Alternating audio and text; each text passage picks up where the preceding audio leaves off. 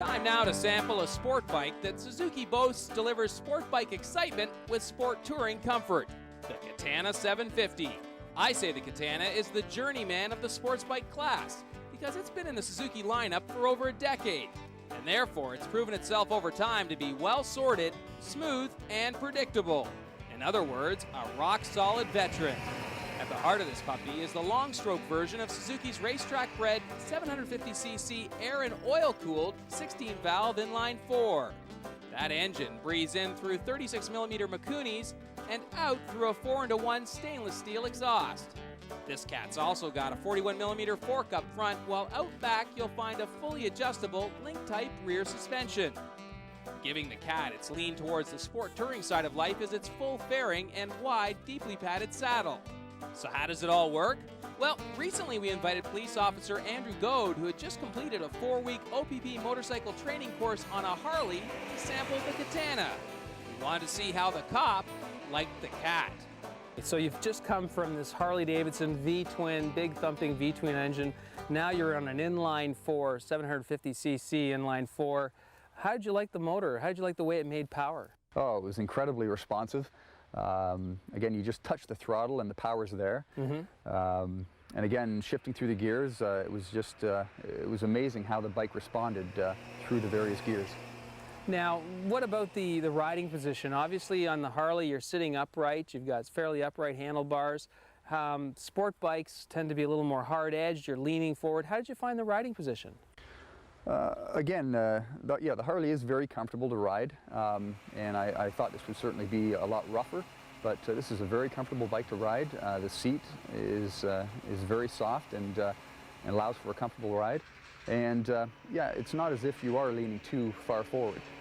It's a more upright seated position, certainly not like the Harley, but it certainly is a cross between a regular sport bike and this bike. How did you like dual discs on a sport bike? This is a very responsive bike. You just touch the brake and the braking system is there. So. How'd you find the handling? The handling was amazing, particularly around corners, even at higher speeds, around curves.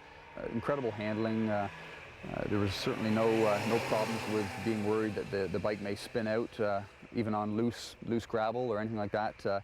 I was quite confident, and that didn't take long to build that confidence. It really gives you that sense, just because of the way you're handling the bike, it gives you that sense that you're going to go where you look, right? In terms of cornering? Exactly. It handles very easily. It's not hard to do a tight U-turn. Now, speaking of where you look, what did you think of the overall layout of the cockpit, the mirrors, the controls? How did that all work for you? Actually, the display is great where they've got most things. I mean, I was very surprised just to see a clock on the bike. Your tachometer is right in front of you, your speedometer, and to take a quick glance down, it wasn't hard to see exactly what speeds you were at and what your RPM was. So the mirrors were placed at such a position that you could see everything behind you. You could see a portion of the lane behind you. So again, yeah, I was quite impressed with the overall layout.